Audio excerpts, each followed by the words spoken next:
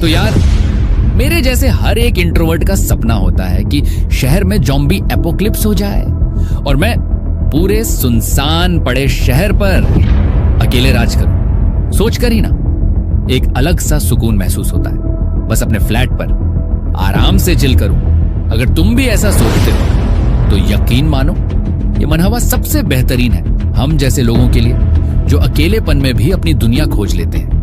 Chapter की starting में हमें इस दुनिया के अंत के बारे में बताया जाता है कि दुनिया कैसे खत्म हुई। सबसे पहले इस दुनिया के खत्म होने का पहला कारण था पडेम, यानी एक बहुत बड़ा वायरस जो कि पूरी दुनिया में फैल गया था, जिसकी वजह से ये दुनिया में जितने भी लोग थे वो मरने लगे थे। दूसरा कारण था जंग। मरने की वजह से खाना खत्म हो रहा था, जिसकी वजह से एक देश दूसरे देश से जंग लड़ रहा था और लोग भूखमरी के शिकार हो रहे थे, जिसकी वजह से धीरे धीरे ये दुनिया खत्म हो रही थी। पर फिर भी इस दुनिया को बचाया जा सकता था। पर जो मेन कारण था इस दुनिया के खत्म होने का, वो था मॉन्स्टर्स, जो कि गेम की तरह ही इस दुनिया में पता नहीं कहां से आ गए थे और इस दुनिया पर मॉन्स्टर्स ने अटैक कर दिया था। और इसके बाद आप तो सोच ही सकते हैं कि क्या हुआ होगा। लोगों के पास एबिलिटीज आने लगी, वो मेटा ह्यूमन बनने लगे। पर आपको पता है, लोगों के पास एबिलिटी तो आई, पर फिर भी ये लोग उतने ज्यादा ताकतवर नहीं थे स्टार्टिंग स्टेज में कि ये मॉन्स्टर्स को मार सके। और इसी की वजह से इस दुनिया का अंत हो गया, कोई भी नहीं बच पाया। और इस दुनिया के अंत के बाद हमें 3 दिन बाद का समय दिखाया जाता है, जहां पे हमें एक अपार्टमेंट दिखाया जाता है। एक अपार्टमेंट की इमारत में बिट्टू कुछ चिप्स खा रहा है और कह रहा है कि हाँ, तकनीकी तौर पर दुनिया पूरी तरह खत्म नहीं हुई, क्योंकि सिद्धांत रूप में वह अभी भी एक सामान्य जिंदगी जी रहा है। यही अच्छी बात है। बुरी बात यह है कि वह पूरी तरह अकेला है। वह उस 100 वर्ग मीटर के अपार्टमेंट में अकेला रहने वाला है। उसकी माँ, पिता, दादा और दादी वो सब कहीं बाहर चले गए हैं। मालूम होता है उसके पिता को यह जगह खरीदने की जिद सवार हो गई थी। बैंक से 200 मिलियन और फिर एक और 200 मिलियन उधार ली, कर्ज ली, जुए खेले और किसी तरह आखिरकार इसे खरीदने में कामयाब रहे। इसीलिए भले ही बच्चा अमीर घर में पैदा नहीं हुआ, उसे एक अच्छी जगह पर रहने के फायदे मिले। और जब कयामत शुरू हुई, जब सारा हाहाकार मचा, तो उसने वहीं रुकने का फैसला किया। वह अपना फोन चेक करता है और उसका चेहरा पीला पड़ जाता है जब उसे एहसास होता है कि कोई सिग्नल नहीं है। वह एक गहरी सांस लेता है, लेकिन अचानक एक तेज आवाज गूंजती है। वह सिर घुमाता है और एक चीज सीधी उसकी तरफ उड़ती आ रही है, खिड़की से टकराती है। वह सदमे में पीछे की ओर गिर जाता है। मॉन्स्टर दोबारा वार करने आता है, लेकिन तभी शीशे पर एक संदेश चमकता है। बिना अनुमति का एक प्राणी अंदर आने की कोशिश कर रहा है। बिट्टू शांत हो जाता है, याद करता है कि यही एक वजह है कि वह अभी तक जिंदा है, लेकिन वह परेशान हो रहा है। वह गुस्से में दरवाजे पर लात मारता है, जोर से गालियां देता है। दुनिया के खत्म होने के 3 दिन बीत चुके हैं, लेकिन वह अभी भी कमरे से बाहर नहीं निकल सकता। वह पूरी तरह से अंदर फंसा हुआ है। सिस्टम उसे बताता है कि उसे, सुपर रिक्लूस को, बाहर जाने की इजाजत नहीं है। वह उसे चिल्लाकर कहता है अगर यही हालात रहे तो वह मर जाएगा। उसकी सबसे बड़ी समस्या अभी खाने की है। कल से बिजली गुल है। वह फ्रिज में बचा जो कुछ भी है वह खा रहा है, लेकिन वह ज्यादा दिन नहीं चलेगा। फिर अचानक सिस्टम में एक संदेश आता है। उसने एक लेवल 23 का कैलिकन शिकार किया है और भारी मात्रा में अनुभव कमाया है। वह उलझन से देखता है। क्या उसका मतलब वह चिड़िया थी? वह खिड़की पर जाकर नीचे देखता है और उस प्राणी को गोबलिनों के एक झुंड द्वारा नोचे जाते हुए देखता है। धत, ये तो एक दूसरे को भी खा जाते हैं।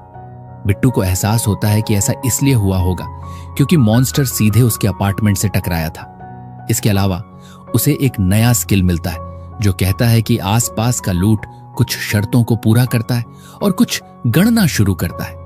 अचानक वह वहां खड़ा है, पूरी तरह समझ नहीं पा रहा कि क्या हो रहा है। गोबलिन सभी चीख रहे हैं, अपने सिर पकड़े हुए हैं और तड़प रहे हैं जैसे ऊपर देख रहे हो। फिर सिस्टम ऐलान करता है कि गणना पूरी हो गई है और उसने 2213 एक कमाए हैं। और जैसे ही वह पैसा उसके खाते में आता है, लाइटें झपकती हैं। डिग्निटी प्रिजर्वेशन नाम का एक स्किल लेवल 1 सक्रिय होता है, कुछ ऐसा जो उसके घर के सारे बुनियादी काम फिर से चालू कर देता है। एक पल के लिए वह समझ नहीं पाता लेकिन जल्द ही उसमें जोश आ जाता है क्योंकि यही तो उसे चाहिए था। फ्रिज फिर से काम कर रहा है, पानी बह रहा है, ओवन जल रहा है। आखिरकार सब कुछ कयामत से पहले जैसा वापस आ गया है। ये बेवकूफ अपना फोन भी चेक करता है, सोचता है कि शायद यह भी वापस आ गया हो, लेकिन जाहिर है ऐसा नहीं है। फोन घर का हिस्सा नहीं है, लेकिन तभी उसे कुछ अजीब नजर आता है। फर्श पर बिखरे सारे कबाड़ के बीच एक अजीब सा USB स्टिक है। वह उसे पीसी में लगाता है और एक तस्वीर देखता है जिसमें एक मां बच्चे को गोद में लिए है, फिर एक और जिसमें वह उसकी गोद में है। बच्चा और उसका पूरा खुशहाल परिवार। बदकिस्मती से वे शायद अब मॉन्स्टरों द्वारा खाए जा रहे हैं। फिर भी वह बुदबुदाता है कि उसे अपने परिवार को यहां लाना ही होगा, चाहे कुछ भी हो। वह इस पर अड़ा हुआ है, बालकनी की तरफ देखता हुआ, जब अचानक एक स्टोर विंडो पॉपअप होती है। बेशक अगर आप पैसा कमा रहे हैं तो उसे खर्च करने की भी जगह होनी चाहिए।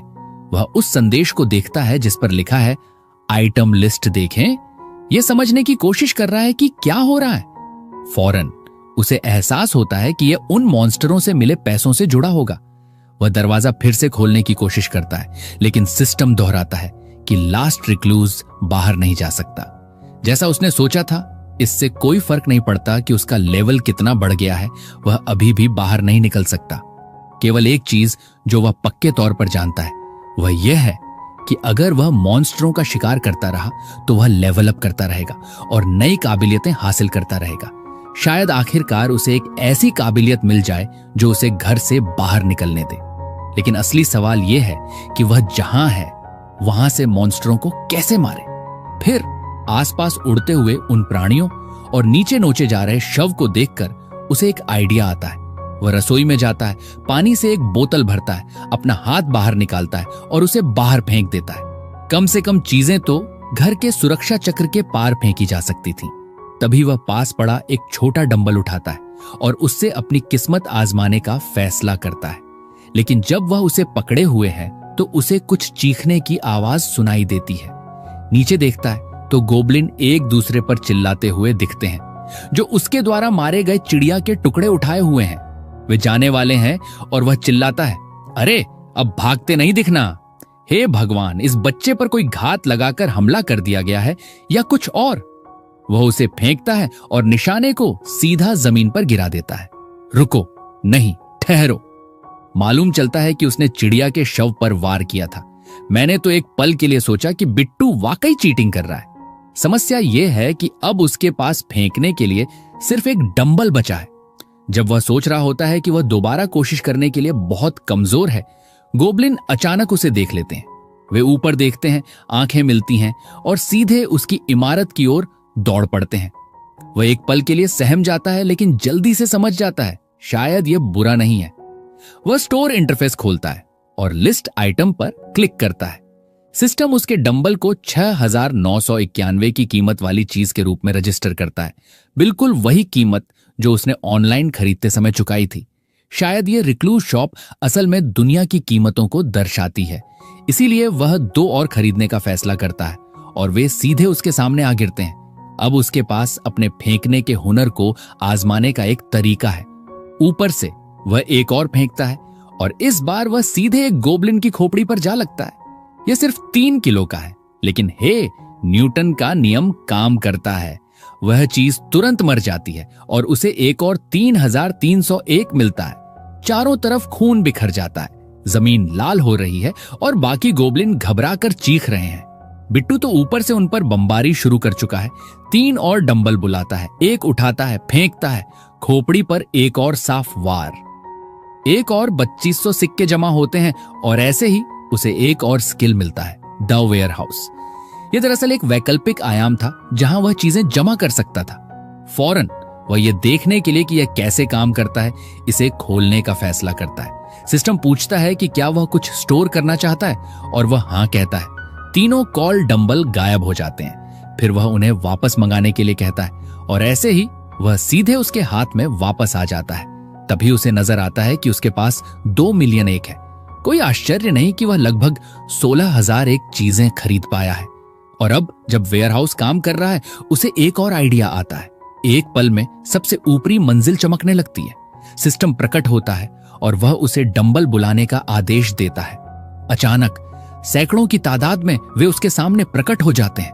उसने आकाश से बारिश करा दी है। वह सिर्फ एक हमला नहीं रह गया था, वह सीधे सीधे यातना थी।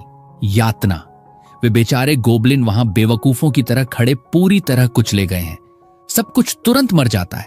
वह फिर से लेवल अप करता है, लेकिन सच कहूं तो वह जितना कमा रहा है उससे कहीं ज्यादा खर्च कर रहा है। उसे इससे निपटने का एक ज्यादा कारगर तरीका ढूंढना होगा। डंबल बारिश के बाद वह अपने अपार्टमेंट की हर चीज को स्टोर सिस्टम में रजिस्टर कर देता है। कम से कम अब खाने और पानी की कोई समस्या नहीं रहेगी। जो सामान और विकल्प उसके पास है उनके साथ नहीं, लेकिन तभी सिस्टम उसे सूचित करता है कि उसने एक एक खो दिया है। यह बैलेंस अपडेट करता है। वह समझ नहीं पाता क्यों। शायद वह डिग्निटी प्रिजर्वेशन चीज को बनाए रखने में कुछ खर्च आता है, या शायद फ्रिज चलाने से। जो भी हो, बिट्टू गुस्से में आ रहा है।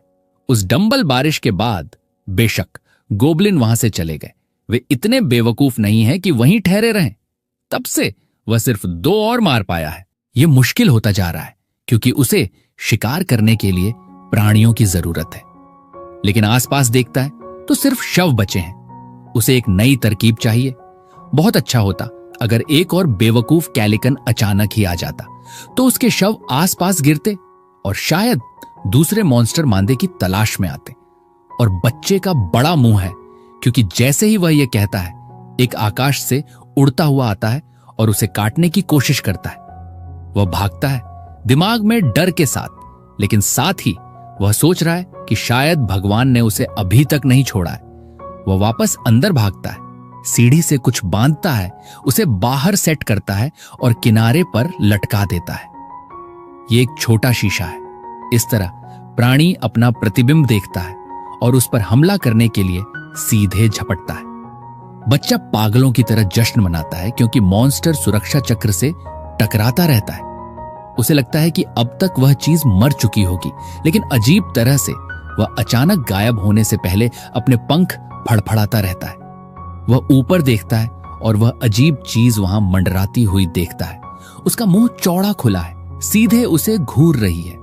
सिस्टम चेतावनी देता है कि एक गैर अधिकृत इकाई अंदर आने की कोशिश कर रही है। मॉन्स्टर सुरक्षा चक्र पर प्रहार करता रहता है, जबकि वह प्रार्थना कर रहा है कि वह टूटे ना। वह दुकान खोलता है, कुछ ऐसा ढूंढने की कोशिश में जो मदद कर सके। उसने जो कुछ समझा है उसके मुताबिक उसे लूट तभी मिलती है जब मॉन्स्टर आसपास मरता है। इसीलिए गोबलिन के शिकार हमेशा कामयाब नहीं होते थे। कुछ बचे हुए लोग शवों को खींच कर ले गए और उन हत्याओं का हिसाब उसके लूट में नहीं जुड़ा। मतलब अगर दूरी एक खास सीमा से पार चली जाए तो गणना फेल हो जाती है और वह ऐसा दोबारा नहीं होने दे सकता। उसे इस चीज को एक ही वार में मारने का तरीका चाहिए। प्राणी को बाहर ही तड़पता हुआ देखकर उसे अचानक एक आइडिया आता है। वह दुकान खोलता है और ढेर सारा कैनोला और नारियल खरीदता है। चूल्हे पर जाता है, उसे गर्म करता है, उबलने देता है, फिर उस चीज से भरा एक पैन डुबोता है और सिस्टम स्टोर फिर से खोलता है। वह कैनोला और नारियल को एक नई चीज के रूप में रजिस्टर करता है, अपना लाइटर उठाता है और एक मशाल बनाता है। मॉन्स्टर अभी भी वहीं ऊपर मंडरा रहा है, इंतजार कर रहा है। वह और ऊपर चढ़ता है, प्राणी के ऊपर वाली छोटी खिड़की खोलता है और सारा जलता हुआ तेल सीधे उसके सिर पर डाल देता है। जैसे ही वह चीज तड़प कर चीखती है, वह मशाल जलाता है और उसे सीधे उसके शरीर में फेंक देता है। लपट्टें उसे घेर लेती हैं। वह मुस्कुराता है और कहता है, यह तो काम कर गया होगा। प्राणी जोरों से ऐंठता है, तेल में सना हुआ, इससे पहले कि जमीन पर गिरे और तड़पता रहे जब तक कि आखिरकार हिलना बंद नहीं कर देता। वह मर चुका है। एक लेवल 27 का कैलिकन।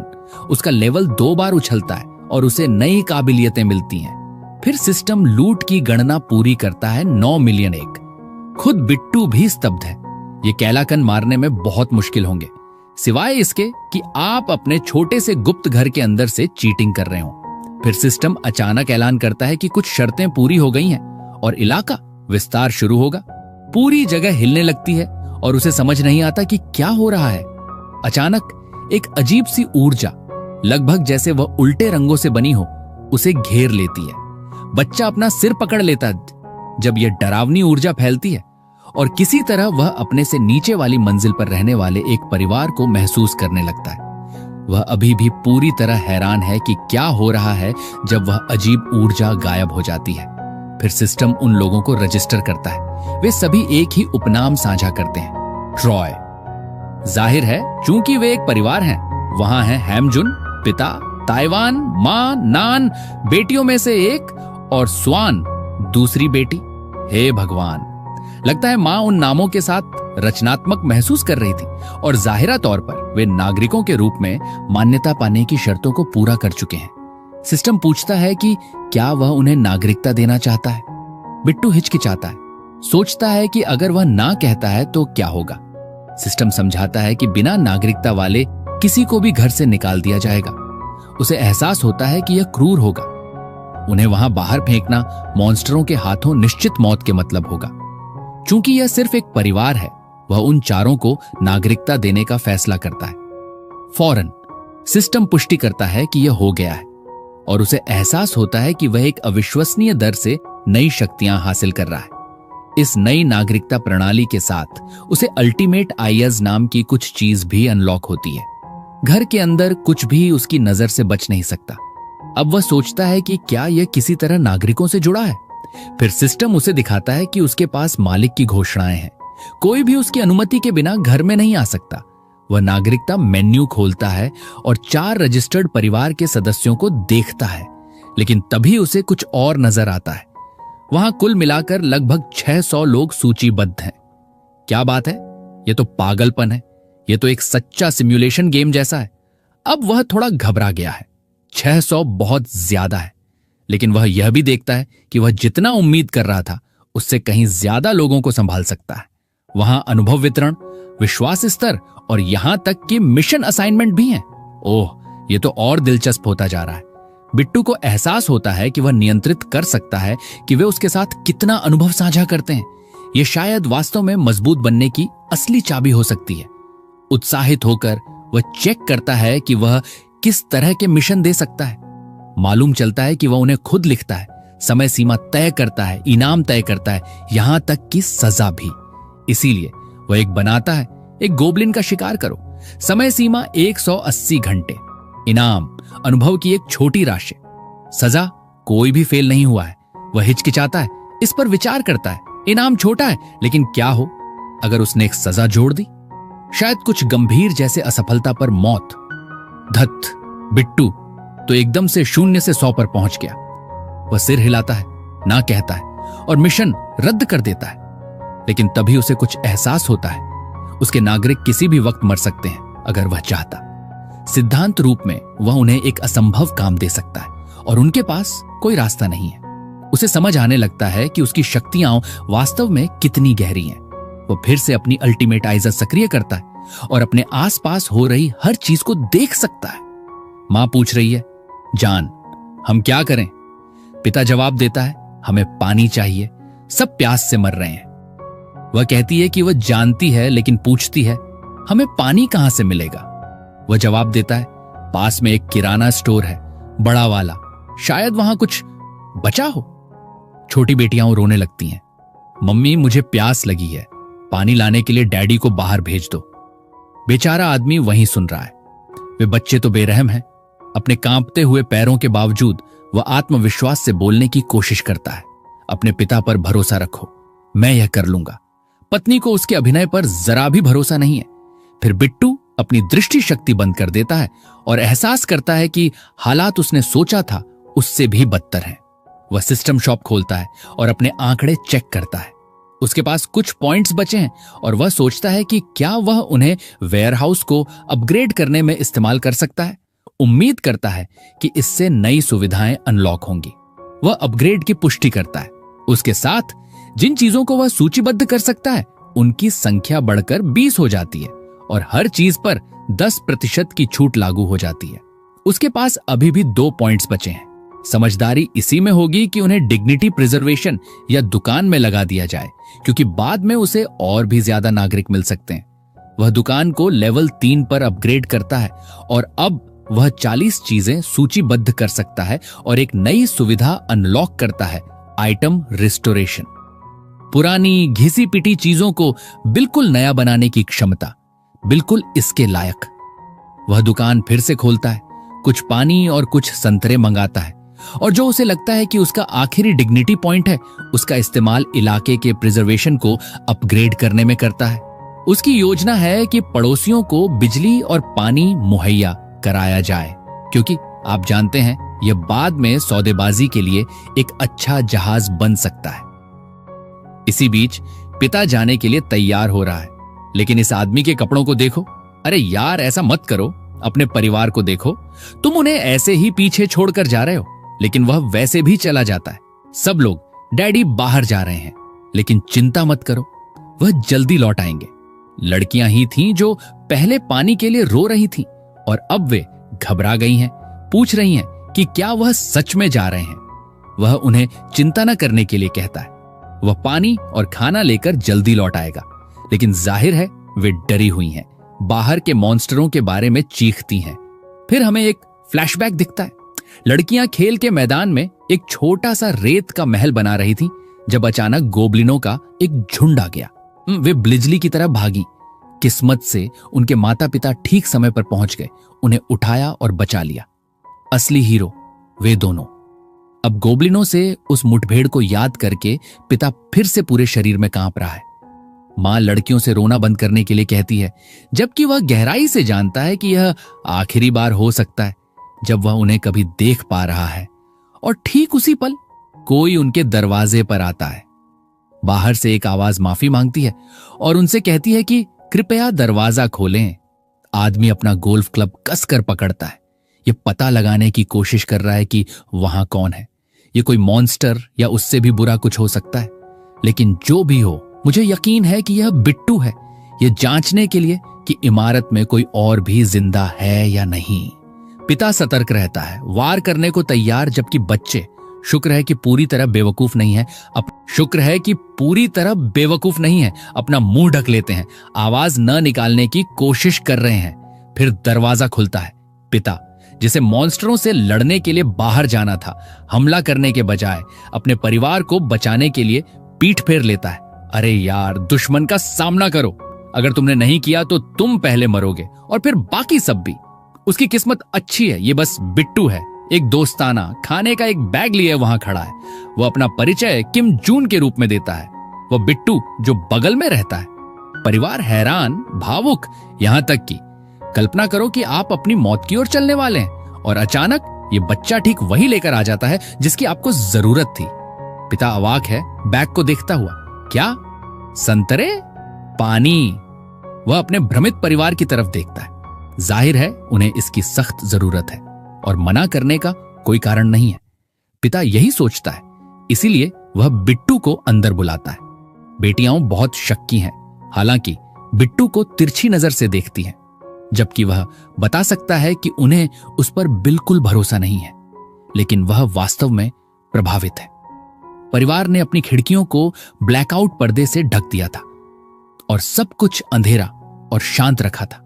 किसी तरह का ध्यान न आकर्षित करने की कोशिश कर रहे थे। फिर भी उसे लगता है कि वे थोड़ी रोशनी का इस्तेमाल कर सकते हैं। तो वह क्या करता है? अपनी शक्ति सक्रिय करता है और जगह को पूरी तरह रोशन कर देता है। लगता है वह उस तरह का बिट्टू नहीं है जो अपनी ताकत छुपाता है। इसके अलावा अपने डोमेन के भीतर उसका हर किसी पर पूर्ण नियंत्रण लगता है। अगर वह चाहता तो वह किसी को 1 सेकंड के अंदर अगले कमरे में जाने जैसा मिशन दे सकता था, और अगर वे असफल होते तो वे वहीं गिरकर मर जाते। फिलहाल हालांकि वह चीजों को शांत रख रहा है, बस पानी बांट रहा है। जैसे ही लड़कियां ने उसे धन्यवाद देती हैं और पानी पीती हैं, वह उन्हें काफी प्यारा पाता है। वह उन्हें कुछ संतरे देता है और वे शर्माते हुए स्वीकार कर लेती हैं। मां एक लेती है, कहती है कि वह अपनी बेटी के लिए छीलेंगी, और जैसे ही छोटी लड़की खाती है उसका चेहरा खुशी से चमक उठता है।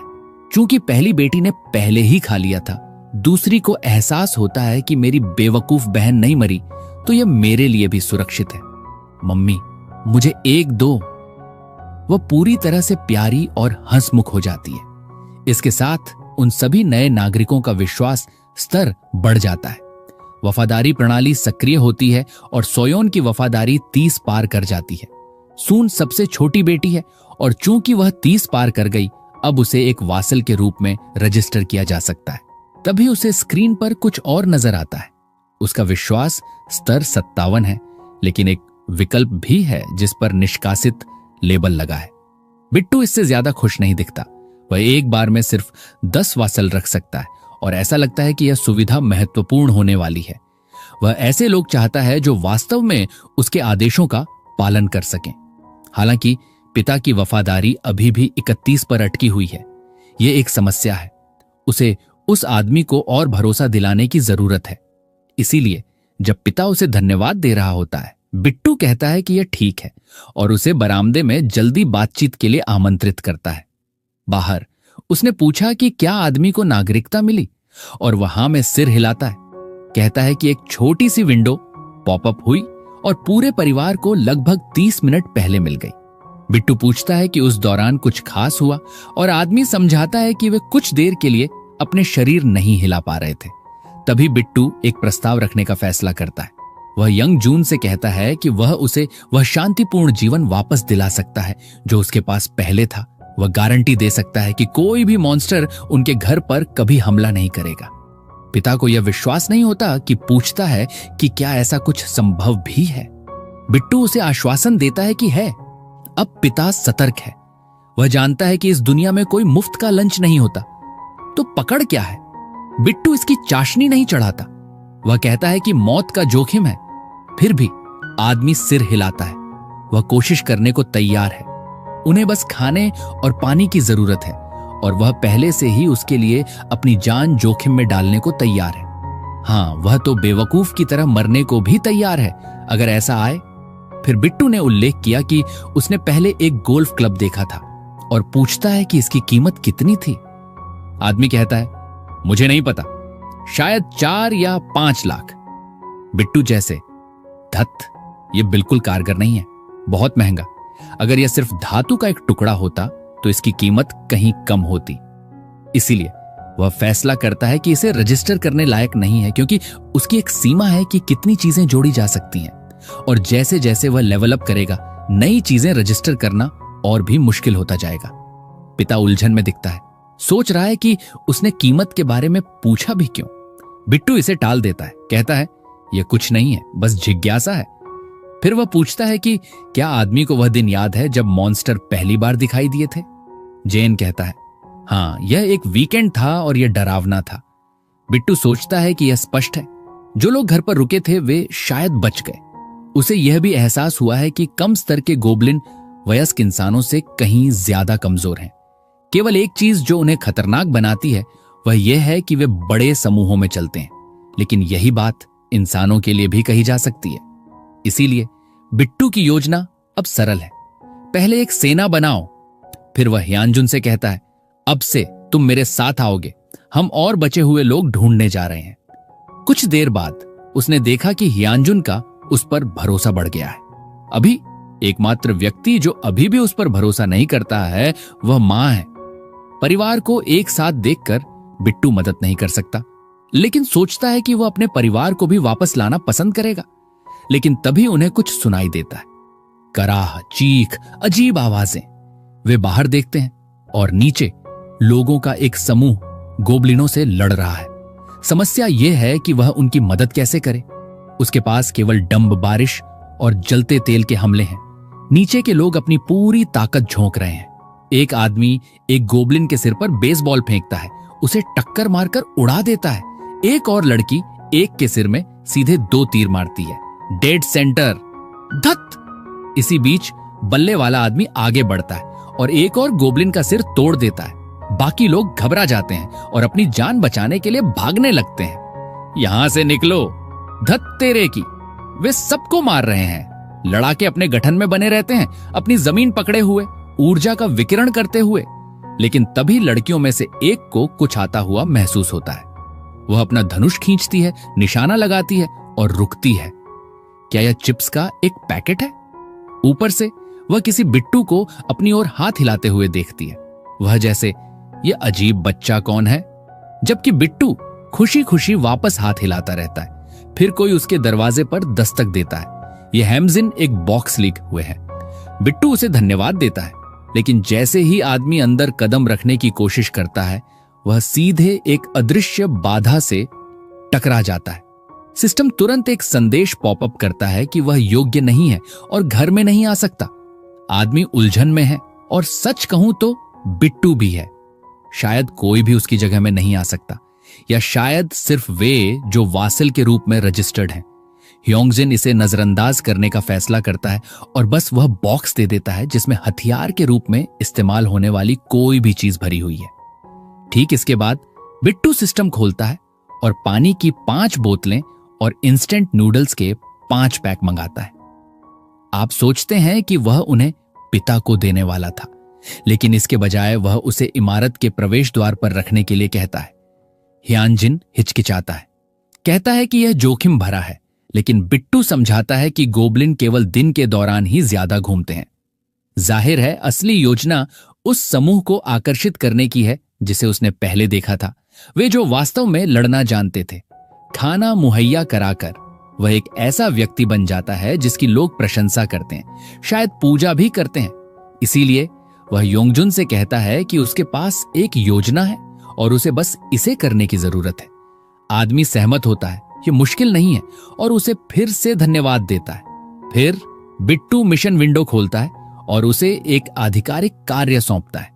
बॉक्स को नीचे रखो, इनाम बस अनुभव की एक छोटी राशि।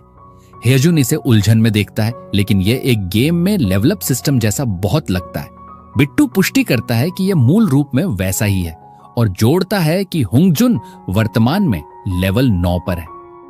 शायद जैसे जैसे वह लेवल अप करेगा उसे और इनाम मिलेंगे, इसीलिए वह उस पर भरोसा कर रहा है। इससे आदमी में जोश आ जाता है। आखिरकार मजबूत बनने का एक रास्ता है। सावधानी से वह आपातकालीन सीढ़ियों से कदम दर कदम नीचे उतरता है जब तक कि वह पहली मंजिल पर नहीं पहुंच जाता। बाहर सब कुछ शांत लगता है, बहुत ज्यादा शांत। लेकिन जब वह बगल में देखता है तो उसे कई काले आकार चलते हुए दिखाई देते हैं। वह तुरंत अंदाजा लगाता है कि यह मॉन्स्टरों का एक झुंड होगा। भाई, तुम्हें बस उस बॉक्स को जमीन पर रखना है, उसे अपने पैरों के पास क्यों नहीं रखते? नहीं, इसके बजाय तुम्हें सबको यह साबित करना है कि तुम कितने पूरी तरह से अतैयार और अनाड़ी हो। एकदम बेवकूफ की तरह चेहरे के बल गिरते हुए। धत, यह तो कठोर था, लेकिन सच कहूं तो वह इसके लायक था। उसकी किस्मत अच्छी है, वह पहले से ही आत्मरक्षा में अंधाधुंध हाथ चला रहा है। और अंदाजा लगाओ, ये कोई मॉन्स्टर नहीं है, ये वही समूह है जिसने पहले गोबलिनों से लड़ाई लड़ी थी। वे पूछते हैं कि क्या वह ठीक है? किस्मत वाला बेवकूफ। लगातार दूसरी बार वह बिना कुछ किए ही मरने वाला था। इसी बीच सिस्टम बिट्टू को सूचित करता है कि गैर पंजीकृत व्यक्ति प्रवेश करने की कोशिश कर रहे हैं। तुरंत वह अपनी अल्टीमेट आइज़ सक्रिय करता है और देखता है कि क्या हो रहा है। हानजुन 3 अजनबियों के साथ अंदर आ रहा है। सब लोग एक ही बात कह रहे हैं। ये इसी अपार्टमेंट से था कि नूडल के पैकेट गिरे। क्या इस जगह में वास्तव में इतना खाना हो सकता है कि वह बांट रहा है? बिट्टू को एहसास होता है कि यह वही समूह है जिसने गोबलिनों से लड़ाई लड़ी थी। अब सिस्टम उसे एक नए संदेश के साथ संकेत देता है, उन्हें नागरिकता देने की पेशकश करता है। इस बार हालांकि यह एक प्रस्ताव है। इलाके के विस्तार के दौरान वह आसपास के लोगों को नागरिक बनने के लिए मजबूर कर सकता है, लेकिन अगर वे मना करते हैं तो उन्हें निकाल दिया जाता है। अब हालांकि सिस्टम उसे एक विकल्प दे रहा है, मतलब वे भी उसके प्रस्ताव को ठुकरा सकते हैं। फिर जो उसके घर का कम्युनिकेशन कैमरा लगता है वह बजने लगता है। वह इसे चेक करता है, यह कामजिन है। वह पूछता है कि क्या वह ठीक है, और ह्यजुन हाँ कहता है। ठीक उसी पल सिस्टम उसे याद दिलाता है कि ह्यजुन अभी भी एक मिशन के बीच में है और वह उस मिशन को एडिट कर सकता है। वह इसे ट्विक करने का फैसला करता है और एक नया उद्देश्य जोड़ता है। उन सब लोगों को खाने के लिए ऊपर ले आओ। वह मिशन अपडेट करता है और भेज देता है। ह्यजुन सहमत होता है, जाहिरा तौर पर नए लोगों को चीजें समझाता है और बिट्टू को बताता है कि यह सब कंफर्म हो गया है। इसके ठीक बाद बिट्टू नागरिकता प्रस्ताव भेजता है। चूंकि उन्हें उसके इलाके में प्रवेश की अनुमति दी गई थी, वे स्वतः ही प्रवेश करने के योग्य हो गए हैं। नागरिकों की संख्या बढ़कर 10 हो जाती है और कुल मिलाकर प्राप्त अनुभव 10% बढ़ जाता है। बिट्टू उत्साहित है, ऐसा लगता है कि और लोगों को लाने का मतलब और भी बोनस होगा। उसने देखा कि नए लोग अब रजिस्टर हो गए हैं और जाहिर है कि उनका विश्वास स्तर बेतहाशा कम है। जो चीज वास्तव में उसे हैरान करती है वह है उनमें से एक, कुछ आदमी जिसका नाम डोंगजिन है। वह लेवल 23 पर है। यह उतना ही मजबूत है जितना कि उसने पहले मारा गया कैलिकन। ये वही आदमी है जिसने पहले वह बेसबॉल फेंका था और फिर गोबलिन का सिर तोड़ दिया था। जैसी उम्मीद थी, कोई इतना मजबूत एक जागृत हुआ इंसान होना चाहिए। वह जानता है कि हथियार कौन पकड़ रहा है इस पर निर्भर करता है। यहां तक कि बेसबॉल जैसी साधारण चीज भी एक घातक उपकरण बन सकती है। और अगर उस व्यक्ति की शक्ति इस सिस्टम से गुणा हो जाती है तो हां, यह मॉन्स्टर शिकार के लिए बिल्कुल परफेक्ट है। हालांकि भरोसा यह कुछ ऐसा है जिसे उसे धीरे धीरे बनाना होगा। फिलहाल वह अनुभव साझा दर 70% पर सेट करने का फैसला करता है। पंजीकरण पूरा हो गया है और अब वह जानता है कि उसे बस उन लोगों को मॉन्स्टरों का शिकार करने के लिए मिशन सौंपने हैं, जबकि वह वापस बैठकर अनुभव और नकदी कमाता है। बेशक आखिरकार उसे उनसे व्यक्तिगत रूप से मिलना होगा। आखिरकार वे अपने परिवार को ढूंढने की चाबी हो सकते हैं। फिर अचानक डोंगजुन का विश्वास स्तर बढ़ जाता है और सिर्फ उसका ही नहीं, हर किसी का विश्वास लगातार बढ़ रहा है। वह पूरी तरह से भ्रमित है। यह क्या हो रहा है? ओह, रोने के लिए बुरा है। पिता का दिमाग खराब हो गया है। उसने वास्तव में पूरे समूह को उनके घर में ले लिया है। पत्नी पहले से ही चिल्ला रही है, जान, तुम क्या सोच रहे हो? 6 हथियारबंद लोगों को हमारे घर में हमारी 2 बेटियों के साथ लाकर। और वह बस कंधे उचकाता है। मेरी प्यारी पत्नी, क्या तुम भूल गई कि तुमने एक बेवकूफ से शादी की है? बेचारी औरत। कोई आश्चर्य नहीं कि उसे बिट्टू पर भरोसा नहीं है। उसे अपने पति पर भी भरोसा नहीं है। वह उससे कुछ पकाने के लिए कहता है। वह हिचकिचा रही है, कह रही है, मुझे नहीं पता कि मुझे चाहिए या नहीं। वह तब तक मना करती रहती है जब तक कि वह बिट्टू का सभी बब का जिक्र नहीं करता। फिर वह आह भरती है और सहमत हो जाती है। नए लोगों से थोड़ा इंतजार करने के लिए कहती है। वे बस सिर हिलाते हैं और विनम्रता से धन्यवाद देते हैं। डोंगजुन, बल्ले वाला आदमी, पूछता है कि यह जून वास्तव में किस तरह का व्यक्ति है। हून स्वीकार करता है कि उसे भी पूरी तरह यकीन नहीं है। वह बस इतना जानता है कि बच्चा उनका पड़ोसी है और वह खाना देता है। डोंगजुन तुरंत तस्वीर समझ जाता है। उस जैसे व्यक्ति को खतरनाक होना ही चाहिए। ह्यजुन हालांकि खुद भी एक अजीब व्यक्तित्व का है, फिर भी समूह को एक बात का यकीन है, यह जिम कोई मेटा ह्यूमन होना चाहिए और बिजली, खाना और पानी की आपूर्ति इस तरह करने के लिए उसके पास एक पागल काबिलियत होनी चाहिए। वे उन्हें अस्वीकार नहीं कर सकते। वह तो इस नई दुनिया में व्यावहारिक रूप से एक भगवान है। पिता कहता है कि रात का खाना बनने में थोड़ा समय लगेगा, इसीलिए वह सुझाव देता है कि वे तरोताजा हो जाएं। सचमुच कयामत के बीच में गर्म पानी से नहाने से कोई भी इनकार नहीं करने वाला है। डोंगजुन तुरंत एहसास करता है कि इसका क्या मतलब है। अगर बिजली है तो इसका मतलब है कि बहुत सारी चीजें अभी भी काम कर रही हैं। पिता पुष्टि करता है मुस्कुराते हुए कि हां, सबके लिए गर्म पानी है। हर कोई थोड़ा डर गया है और वह डींग मारने लगता है कि यह सब जेडेन की शक्तियों की बदौलत है। उसके पास बाथरूम है, एक सूट है और यहां तक कि एक सुपर सूट भी है। सबके लिए साफ सुथरे होने के लिए बहुत जगह है। फिर चश्मे वाला दुबला पतला आदमी, सचमुच वह आदमी ऐसा लगता है जैसे आधे पैक नूडल्स पर चल रहा हो। पूछता है, क्या तुम्हें लगता है कि यह जिन बच्चा वास्तव में एक मेटा ह्यूमन है? डोंगजुन जवाब देता है, हाँ, निश्चित रूप से। यह मालिक चाहे जो भी हो, उसके पास कुछ पागल कौशल है। बस मुझे देखो, मेरा एकमात्र हथियार एक बेसबॉल बैट है। उसका दोस्त उसके बगल में मजाक करता है, आराम कर यार, बस उसे पीटो और जो कुछ उसके पास है वह ले लो। डोंगजुन वापस चिल्लाता है, जाग जाओ बेवकूफ, हमें इस आदमी को प्रभावित करना है, उससे लड़ना नहीं। दोस्त बुदबुदाता है, रुको, तुम कह रहे हो कि बिना किसी को पीटे समस्याओं को हल करने का कोई तरीका है? हाँ, वह वाला निश्चित रूप से कुछ पेंच खो चुका है। डोंगजन आह भरता है और सबसे कहता है, बचे हुए सब कुछ की खातिर कुछ भी बेवकूफी भरा काम न करें, बस उसका नेतृत्व करें। उनका लक्ष्य है जितना हो सके उतना खाना हासिल करना। इसीलिए स्मार्ट चीज यह है कि यह पता लगाया जाए कि जैन क्या चाहता है और इसे खराब न करें। कम से कम वे पूरी तरह से दिमागी मृत तो नहीं है। वे सभी सहमति में सिर हिलाते हैं। लेकिन बेशक एक आदमी संदिग्ध व्यवहार कर रहा है, जिसका नाम बोनहो है। डोंगजुन उसके कंधे पर हाथ रखता है और समूह से माफी मांगता है। कहता है, ये सारी परेशानी मूल रूप से उसकी गलती है। क्या तुमने उन चीजों को बुलाया था? बेवकूफ। कोई झल्लाता है। लगता है तुमने वॉक में सबको उसकी जगह पर एक छोटी सी पार्टी के लिए बुला लिया। ब्यानो कंधे उचकाता है। कहता है, यह ठीक है, वह इसलिए आया क्योंकि वह चाहता था। लेकिन उनका नेता कसम खाता है कि वे कुछ खाना लेंगे, इस जगह को छोड़ देंगे और उसकी दादी को बचाएंगे। बच्चा अपना सिर नीचा कर लेता है। सोचता है कि यह पहले ही बहुत देर हो चुकी है। उसकी दादी, जो मुश्किल से बिस्तर से उठ पाती थीं, गोबलिनों के ऐसे झुंड का सामना करते हुए उनके पास कोई मौका नहीं होता। डोंगजुन उसे शांत होने के लिए कहता है कि यह पास में है और वे जल्द ही जाएंगे।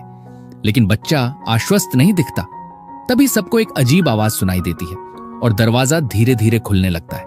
उसके पीछे से बेशक बिट्टू है, जो खाने से भरे बैग पकड़े हुए है। कहता है कि वह मदद करने आया है। यार, अगली बार खुद को घोषित कर देना। आदमी ने तो तुम्हें बेसबॉल से चेहरे पर मार ही दिया था। अब जब खतरा टल गया है, सब लोग एक साथ मेज पर बैठे हैं। मां शर्मिंदा दिखती है, माफी मांगती है कि यह तंग है क्योंकि बहुत सारे लोग हैं। डोंगजुन भी माफी मांगता है। कहता है कि यह उनकी गलती है कि वे बिना बताए आ गए। फिर लग्जरी भोजन आता है, चावल के साथ चावल। मां शर्माते हुए कहती है कि उसने बस वही बनाया जो वह बना सकती थी। उम्मीद करती है कि उन्हें पसंद आएगा। लेकिन सच कहूं तो चावल के साथ चावल हो या ना हो, यह उनके लिए एक दावत है। वे दिनों से मिट्टी और कंकड़ खा रहे हैं। हर कोई देखकर लार टपका रहा है। इस तरह की कयामत में एक गर्म भोजन एक चमत्कार है। मां समझाती है कि यह सब जून द्वारा दी गई सामग्री की बदौलत है। उनके बिना वह सिर्फ चावल के साथ कुछ संतरे ही परोस पाती, और बस उसका विश्वास स्तर बढ़ता रहता है। यह पहले ही 50 तक पहुंच चुका है। बिट्टू प्रभावित हुआ। पत्नी की वफादारी पति की तुलना में भी तेजी से बढ़ रही है। हेम, दिलचस्प, बहुत दिलचस्प। सभी उसे भोजन के लिए धन्यवाद देते हैं और खाना शुरू कर देते हैं। आंखें चमक उठती हैं, खुशी से लगभग कांपते हुए, जैसे मां उन्हें खाने के लिए कहती है। वो बस अपनी बेटी को खिलाना भूल गई, जो उसकी आस्तीन खींच रही है, खाने के लिए कह रही है। मां धीरे से मना कर देती है। कहती है कि वह उसे बाद में खिलाएगी जब मेहमान चले जाएंगे। लेकिन लड़कियां उसे अपने पास बुला लेती हैं और उनके साथ खाने के लिए कहती हैं। आ जाओ, बैठ जाओ। बिट्टू माता पिता को देखता है और कहता है, तुम दोनों बैठो और खाओ। क्या योजना बना रहे हो, बेवकूफों की तरह वहीं खड़े रहने की? ठीक है। फिर वे बैठते हैं और सब खाना शुरू कर देते हैं। खाते समय बिट्टू को एहसास होता है कि उसे इस तरह का भोजन करते हुए बहुत समय हो गया है। बेशक यह उसके मन में उस खाने की याद दिलाता है जो उसकी मां बनाया करती थी। अब वह बस यही उम्मीद करता है कि उसका परिवार अभी भी कहीं सुरक्षित है। भोजन के बाद एक छोटी लड़की को नींद आ जाती है और उसकी मां उसे लेकर चली जाती है। बिट्टू फिर अपना गला साफ करता है और कहता है कि अब व्यवसाय पर उतरने का समय है। वह पूछता है कि वे उस दादी के घर क्यों नहीं जा सकते, भले ही वह पास ही क्यों ना हो। डोंगजान समझाता है, यह गोबलिन है, उन्हें एक पार्किंग गैरेज से गुजरना होगा और वे प्राणी अंधेरी बंद जगहों से प्यार करते हैं। वह जगह तिलचट्टों के घोंसले की तरह उनसे भरी पड़ी है। वह अनुमान लगाता है कि वहां कम से कम कुछ हजार तो हैं। बिट्टू जानता है कि उसकी वर्तमान क्षमता केवल 30वीं मंजिल तक फैली हुई है, जिसका मतलब है कि वह ऐसी स्थितियों में मदद के लिए ज्यादा कुछ नहीं कर सकता। डोंगजान जोड़ता है कि अपार्टमेंट की सभी गलियां उसी निचले स्तर की ओर जाती हैं, इसीलिए उनमें से किसी में भी वहां जाने की हिम्मत नहीं है। बिट्टू का उल्लेख है कि साइड स्ट्रीट पर निकास है। डोंगजुन सिर हिलाता है और कहता है, हां, यही उनकी मूल योजना थी, लेकिन वे रास्ते और भी बदतर हैं। वहां ऐसे मॉन्स्टर हैं जो गोबलिनों से कहीं ज्यादा खतरनाक लगते हैं। बिट्टू पूछता है, किस तरह का? डोंगजिन कहता है कि वे भेड़ियों या भालुओं जैसे दिखते हैं, विशालकाय पिंड वाले जानवर। एकमात्र कारण कि वे बचे थे क्योंकि वह राक्षस अकेले ही 50 गोबलिनों को मारने में व्यस्त था। हां, यह निश्चित रूप से बदतर लगता है। वह जोड़ता है कि वे शायद इसलिए बचे क्योंकि वहां नीचे बहुत अंधेरा था। उसके लिए कहना आसान है, अपने स्टॉक किए गए अपार्टमेंट में आराम से बैठा हुआ वह किस्मत वाला बेवकूफ। डोंगजुन सहमत है, लेकिन कहता है कि उनकी सीमाएं हैं। बिट्टू भौहें चढ़ाता है। पूछता है कि उसका वास्तव में क्या मतलब है। लड़की समझाती है कि चूंकि वे गेंदों और धनुषों का उपयोग करते हैं जो कोई भी सामान फेंकता रहता है, आखिरकार उसकी हालत ऐसी हो जाती है, घिस जाता है। तभी बिट्टू कहता है कि वह उस समस्या को ठीक कर सकता है। उसे बस उनके तीर और बेसबॉल पर एक नजर डालने की जरूरत है। आदमी उसे गेंद दिखाता है और तुरंत सिस्टम पूछता है कि क्या वह इसे रजिस्टर करना चाहता है। वह उसे पकड़ता है और हां की पुष्टि करता है। वह एक धनुष भी रजिस्टर करता है जो अभी भी अच्छी स्थिति में है। जाहिर है वह कोई मूर्ख नहीं है। उस तरह का हथियार उसके लिए भी परफेक्ट है। फिर वह पूछता है कि क्या हर कोई धनुष का उपयोग कर सकता है। कोई जवाब नहीं देता, लेकिन उसे परवाह नहीं है। वह बस उन्हें बुलाता है और सबको कहता है कि इस मौके का इस्तेमाल उन्हें उपयोग करना सीखने के लिए करना चाहिए। समूह का विश्वास स्तर थोड़ा बढ़ जाता है और ब्यानो उत्साहित हो जाता है। सोचता है कि इस बच्चे के साथ काम करने से वास्तव में उसे उसकी दादी को बचाने का एक वास्तविक मौका मिल सकता है। अब पूरा समूह उत्साहित है। हाथ में धनुष के साथ वे बहुत तेजी से शिकार कर पाएंगे। बिट्टू फिर कहता है कि आगे बढ़ने से पहले उन्हें पहले आसपास के गोबलिनों की संख्या में भारी कटौती करने की जरूरत है। डोंगजान पूछता है कि शिकार कब शुरू होता है और बच्चा जवाब देता है, कल। आखिरकार शाम हो चुकी है। बिट्टू कहता है जितना जल्दी हो सके उतना अच्छा है और डोंगझुन सहमत होता है। हालांकि वह अभी भी थोड़ा हिचकिचा रहा है। डोंगझुन सोचता है कि यह एक अच्छा विचार है, लेकिन सोचता है कि वे वास्तव में यह कैसे करने जा रहे हैं। वे मॉन्स्टरों को जाल में फंसाने के लिए लुभाएंगे, लेकिन फिर भी वे अभी भी थोड़े नर्वस हैं। वे केवल यही आशा कर सकते हैं कि सब कुछ योजना के अनुसार होगा। फिर सिस्टम उसे सूचित करता है कि किम जून, उसके पिता ने अपना मिशन पूरा कर लिया है। उसे 30,001 का इनाम मिलता है। बिट्टू को एहसास होता है कि पैसा भी उसके नागरिकों के लेवल अप करने की एक चाबी हो सकता है। फिर भी यह कुछ ऐसा है जिसका वह केवल तभी उपयोग करेगा जब बिल्कुल आवश्यक हो, और अभी यह नहीं है। इसके साथ हियानजुन का भरोसा 50 तक पहुंच जाता है, जिससे वसल सिस्टम अनलॉक हो जाता है। जैसे ही बिट्टू उसे रजिस्टर करता है, हियानजुन को अपने शरीर में कुछ अजीब महसूस होता है और वह कहता है कि उसके शरीर में कुछ अजीब हो रहा है। अरे हाँ, जे युन ने पहले वाली लड़की को ठुकरा दिया था, तो हियानजुन उसका पहला आधिकारिक वासल बन जाता है और इसके साथ ही बिट्टू को एक नई क्षमता मिलती है, वासल समन। वह किसी वासल को सीधे अपने पास बुला सकता है। हालांकि इसमें 2 घंटे का कूल डाउन है। साथ ही हियानजुन अब लेवल 20 पर पहुंच गया है। उसे पहला सेवक का टाइटल मिला है और उसमें गोरिल्ला जैसी ताकत आ गई है। पहले सेवक होने के नाते वह जो भी अनुभव और सोना कमाता है वह 2 गुना हो जाता है। ऊपर से बिट्टू की अल्टीमेट आइज अब घर के 5 मीटर दायरे में वासल को बुला सकती है। लेकिन बिट्टू को उस प्लस चिन्ह के बारे में उत्सुकता है जो वासल टैब के पास है। जब वह चेक करता है तो सिस्टम 10 लाख सोना मांगता है वासल को लेवल अप करने के लिए। स्वाभाविक रूप से वह कीमत देखकर हैरान रह जाता है। वह इसे अभी के लिए नजरअंदाज कर देता है और हियानजुन से पूछता है कि वह कैसा महसूस कर रहा है। आदमी कहता है कि उसे अजीब तरह से ताकतवर महसूस हो रहा है, जैसे अचानक वह बहुत मजबूत हो गया हो। क्या यह तुम्हारा किया हुआ है? वह पूछता है।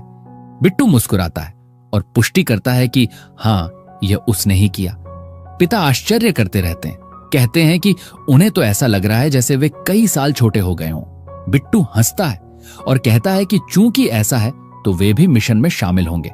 नागरिकों को 10% ज्यादा अनुभव मिल रहा है और उसके वासिल को 2 गुना, तो कुल कमाई बहुत बड़ी होगी। बिट्टू योजना समझाता है। उन्हें जितने हो सके उतने मॉन्स्टर मारने हैं। अगला दृश्य, वे पहले से ही पहली मंजिल पर है। काले बालों वाला लड़का डोंगजुन से कहता है कि इस इलाके में चारों तरफ देखना बेकार है क्योंकि सब कुछ तबाह हो चुका है। लेकिन डोंगजुन समझाता है कि जैसा जेन ने कहा था, उनकी टीम का मिशन बचाव है। हम मिशन विवरण देखते हैं। इस इमारत में सभी बचे लोगों को बचाओ और उन्हें 30वीं मंजिल पर ले आओ। डोंगजुन विस्तार से बताता है कि योजना है सारे गोबलिनों को अंदर लुभाना और गलियारों में उनका सफाया करना। इसके लिए उन्हें बहुत सारे लोगों की जरूरत होगी और यही कारण है कि बचे लोगों को ढूंढना सबसे महत्वपूर्ण हिस्सा है। ग्रुप उत्साहित दिखता है और कहता है कि वे तैयार हैं, तो शुरू करने का समय है। वे कमरा 101 और 102 की ओर जाते हैं, लेकिन जैसे ही अंदर कदम रखते हैं सब ठिठक जाते हैं। 1 सेकंड पहले तक सब उत्साहित थे, लेकिन अब बस सदमे में देख रहे हैं पहली चीज जो उन्हें मिलती है, एक पूरा परिवार फटा हुआ। भगवान, यह काम कठिन होने वाला है, लेकिन जिस तरह की उम्मीद थी उससे नहीं। एक के बाद एक ऐसी डरावनी दृश्य देखकर किसी का भी दिल टूट जाता है। अगले कमरे में खिड़कियां टूटी हुई और अंदर सब मर चुके हैं। डोंगजुन बस अपना चेहरा ढक लेता है और बुदबुदाता है कि पहली मंजिल पर कुछ नहीं बचा, उन्हें ऊपर जाना चाहिए। और ऊपर जाते हैं। गलियारे खून और लाशों से भरे हैं। तीसरी मंजिल तक पहुंचते पहुंचते जगह इतनी कयामती नहीं दिखती। हालांकि सच कहें तो वे शायद किसी ताले वाले कमरे में भूख से मरे हुए किसी को ढूंढ लेंगे। डरावनी बातें। चूंकि दरवाजों पर दस्तक देने पर कोई जवाब नहीं आता, वे दूसरा आजमाते हैं। गहरे काले घेरे वाली आंखों वाला एक आदमी झांकता है और पूछता है कि क्या वे सच में बचाव टीम है। डोंगजुन पुष्टि करता है और आदमी तुरंत पानी मांगता है। डोंगजुन उसे एक बोतल थमाता है। आदमी उनसे बताने को कहता है कि क्या हो रहा है, तो डोंगजुन करता है। वह कहता है कि वे पास की अपार्टमेंट से बचे लोग हैं, दूसरों को बचाने और उन्हें कहीं सुरक्षित ले जाने आए हैं। लेकिन दरवाजा उनके मुंह पर बंद हो जाता है। एक पल बाद फिर खुलता है और आदमी माफी मांगता है।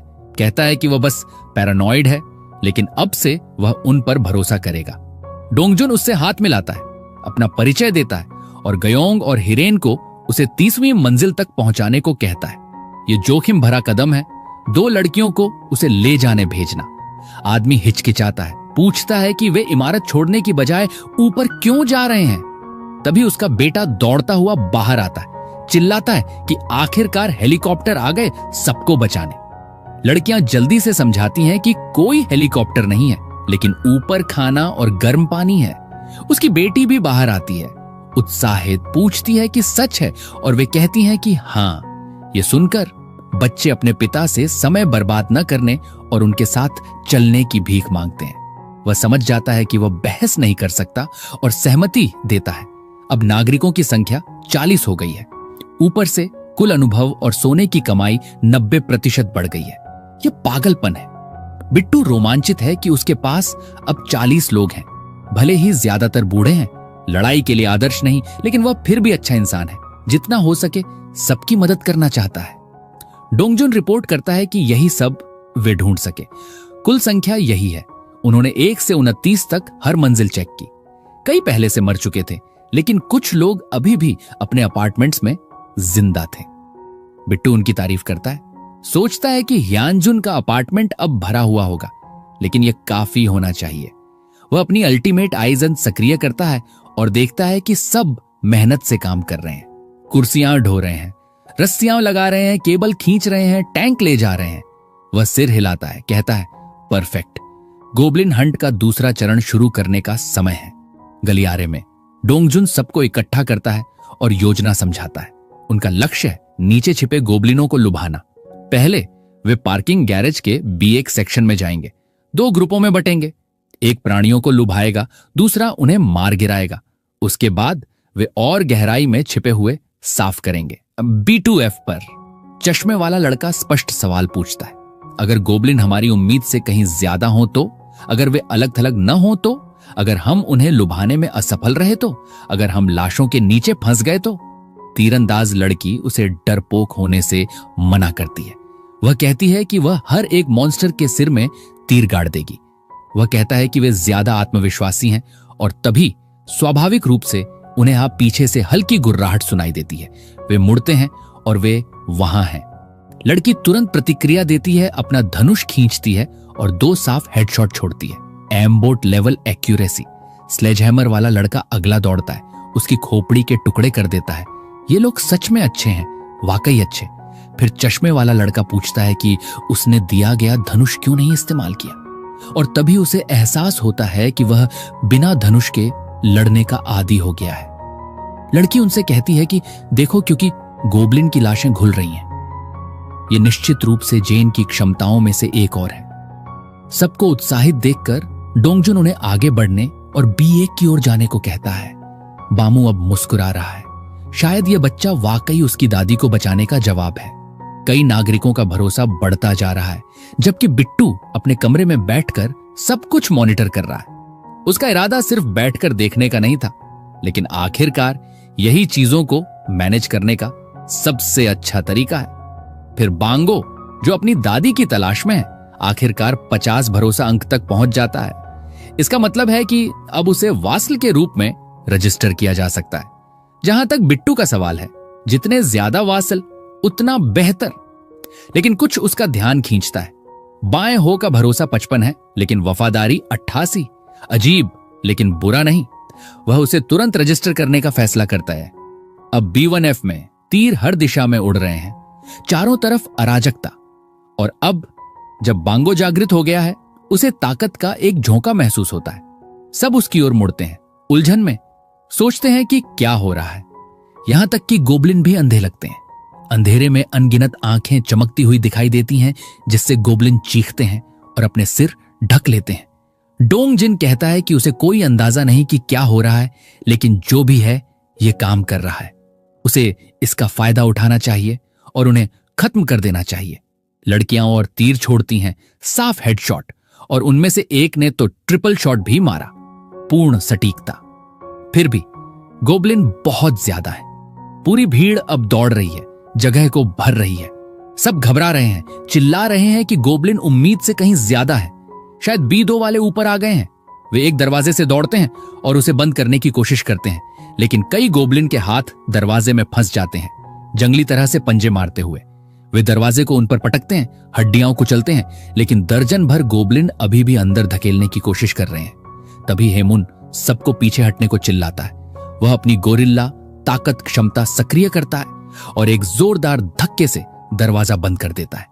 अतिशयोक्ति नहीं, गोब्लिन के टुकड़े हर तरफ उड़ गए होंगे। वह अपनी सारी ताकत से खींच रहा है, चिल्लाता है कि उसे उन्हें रोकना ही होगा। डोंगजुन उसे ऊपर आने को चिल्लाता है। अब सुरक्षित है। उस पल ह्यानजुन दरवाजा छोड़ता है, दौड़ने के लिए मुड़ता है और तुरंत लड़खड़ाकर मुंह के बल गिर पड़ता है। सच में यह आदमी अपनी मौत को स्पीड रन कर रहा है। उसकी किस्मत अच्छी है। बैट वाला लड़का एक गोब्लिन को, जो उस पर झपटने वाला था, पीट देता है और उसे उठने को कहता है। लेकिन बहुत देर हो चुकी है। 5-6 गोब्लिन पहले से ही पीछे से आ रहे हैं। जैसे ही एक उसकी टांग पकड़ता है, ह्यानजुन सबकी आंखों के सामने गायब हो जाता है। बैट वाला लड़का ठिठक जाता है। एहसास होता है कि वह पूरी तरह अकेला है। एक गोब्लिन उस पर छलांग लगाता है। वह हैमर घुमाता है और उसकी खोपड़ी कुचल देता है, जबकि उसके पीछे तीरंदाज हवा में तीरों की बौछार कर रहे हैं, हर प्राणी को निशाना बना रहे हैं। पूरी टीम तीरों का तूफान छोड़ रही है, जबकि बचे लोग सीढ़ियों से ऊपर दौड़ रहे हैं। लेकिन अभी भी गोब्लिनों की एक भीड़ उनके पीछे दौड़ रही है। सैद्धांतिक रूप से यही योजना थी। अगला अध्याय। चांद की रोशनी में कई भालू जैसे मॉन्स्टर गोब्लिनों का भोजन कर रहे हैं। मानना पड़ेगा ये थोड़ा जंगली है, लेकिन कम से कम इस कहानी में मॉन्स्टर एक दूसरे से भी लड़ते हैं। इंसानों को ही निशाना बनाने से ज्यादा समझदारी है। इस बीच ऊपर ह्यानजुन जिहुन के सामने ढेर हो जाता है, हांफता हुआ कि वह लगभग मर गया था। वह पूरी तरह खरोंचों से भरा है, खड़ा होने की कोशिश कर रहा है, उलझन में कि वह वहां कैसे पहुंचा। बेशक बिट्टू अपनी अल्टीमेट आयत से सब कुछ देख रहा था। शुक्र है वासल समन स्किल बिल्कुल सही काम किया। ह्यानजुन लंगड़ाता हुआ, उसके पैर फटे हुए, पूछता है कि अभी क्या हुआ। बिट्टू बस कहता है कि कम से कम वह जिंदा है और ऐसी चोट जल्दी ठीक हो जाएगी। लेकिन बिट्टू जानता है कि अब मेडिकल सप्लाई की रिसर्च शुरू करने का समय है। वह अपने अपार्टमेंट के अंदर जाता है, याद करता है कि उसकी मां हमेशा एक छोटी फर्स्ट एड किट रखती थी उसकी देखभाल के लिए। ऐसी दुनिया में ऐसी चीज बेहद कीमती है। समस्या यह है कि वह सिर्फ 40 चीजें स्टोर कर सकता है। तो वह फैसला करता है कि सब कुछ एक बॉक्स में डाल देगा और पूरा बॉक्स स्टोर कर लेगा। हां, उसने यह आइडिया सोचा और यह वाकई काम कर गया। डैन, मैं जीनियस हूं, उतना ही जीनियस जितना बिट्टू। क्या मैं पुनर्जन्म लिया हुआ हूं? पता नहीं, लेकिन मुझे पता है कि पूरी किट की कीमत 77,000 है। फिर वह बार बार गिरने वाले सोपफुट आदमी को बुलाता है और उसे अपनी चोट दिखाने को कहता है। बिट्टू कहता है कि वह इसे डिसइंफेक्ट करेगा और आदमी थोड़ा कराहता है, लेकिन कम से कम इससे उसका भरोसा फिर बढ़ जाता है। ईमानदारी से बिट्टू सोचता है, मुझे तो इस आदमी का भरोसा भी चाहिए या नहीं पता नहीं। बेकार का बेवकूफ, मैं इसे जिंदा सिर्फ इसलिए रख रहा हूं क्योंकि इसकी पत्नी और 2 बेटियां हैं जिन्हें इसके लिए क्या चाहिए पता नहीं, शायद भावनात्मक सहारा। वो मदद करता रहता है जबकि सोचता है कि बाकी लोग कैसे हैं। अपनी आंखों से देखना बेहतर है तो वह उन्हें सक्रिय करता है। चलो देखें बाहर क्या हो रहा है। वही गलियारा। फ्लैश बियर्ड बैरिकेड के पीछे से निकलता है। एक और गोबलिन के सिर में साफ तीर मारता है जबकि एक लड़का पीट रहा है। सबके पास धनुष हैं, गोबलिनों पर तीरों की बौछार कर रहे हैं। यह टीम सच में मजबूत है। उन्होंने बैरिकेड बनाए हैं, दुश्मनों को अंदर खींच रहे हैं, अपने साथियों को नहीं मार रहे। जल्दी बोल दिया। जैसे ही वह उनकी तारीफ करता है, एक लड़के को पीछे से गोबलिन पकड़ लेता है। बोनहो उसे सावधान रहने को चिल्लाता है और खुद 3 को तोड़ते हुए अंदर घुस जाता है। वह पूरी तरह पागल हो गया है, सीधे लड़ाई में कूदकर सब कुछ फाड़ रहा है। बाकी सब देखते रहते हैं। ब्यामहो ऐसा लड़ सकता है? मुझे पता नहीं था। बिट्टू देखता है, एहसास होता है कि सब कुछ बहुत अच्छा चल रहा है। बामहो पहले से ही लेवल 30 पर है और अब उसने टेलीपोर्ट स्किल जागृत कर ली है। वह मानसिक शक्ति से अंतरिक्ष में घूम सकता है, जहां देख सकता है वहां पहुंच सकता है, यहां तक कि दूसरों को भी साथ ले जा सकता है। लेकिन जितना दूर और जितने ज्यादा लोग, उतनी ही ज्यादा ऊर्जा खर्च होती है। बिट्टू देखता है कि उसे वासल के रूप में रजिस्टर करना बिल्कुल सही था, उस पिता से कहीं बेहतर। एक और गोबलिन का सिर तीर से छिद जाता है जबकि डोंगजिन सबको आगे बढ़ने को चिल्लाता है। वे पूछते हैं कि पानी का टैंक कहां है और कोई चिल्लाता है कि तैयार है। बाएं मुंह सीढ़ियों से दौड़ता है, बैरिकेड के ऊपर छलांग लगाता है। सब छिप जाते हैं। टैंक पलट जाता है, गोबलिनों पर पानी की बौछार कर देता है। फिर वे चिल्लाते हैं, इसे सक्रिय करो। और वाह, उनके पास सच में योजना थी। फर्श पर बिछी तारें प्लस पानी, हर तरफ बिजली का करंट, सारे प्राणी तले जा रहे हैं। बढ़िया। ये रणनीति क्रूर थी लेकिन स्मार्ट। बिट्टू को ढेर सारा अनुभव मिलता है। 3,30,001 और वह लगभग बेहोश हो जाता है। विस्तार शायद, वह सोचता है। ऊर्जा का एक गोला फटता है, गोबलिनों की ओर फैलता है। सिस्टम चेतावनी देता है, शत्रु इकाइयां पाई गईं, हटाना शुरू। प्राणी सचमुच विघटित हो जाते हैं और उसे और ज्यादा अनुभव मिलता है। यह कहानी मुझे उस चीनी वाली की याद दिला रही है जिसमें डोमेन सिस्टम था, लेकिन बेहतर, वह सोचता है। इस बीच पार्किंग लॉट के कोने में गोबलिन गुस्से में है, अपनी मुट्ठियां पीट रहे हैं। फिर उनमें से एक कुछ अजीब नोटिस करता है, पीछे मुड़ता है और वहां एक विशाल भालू है।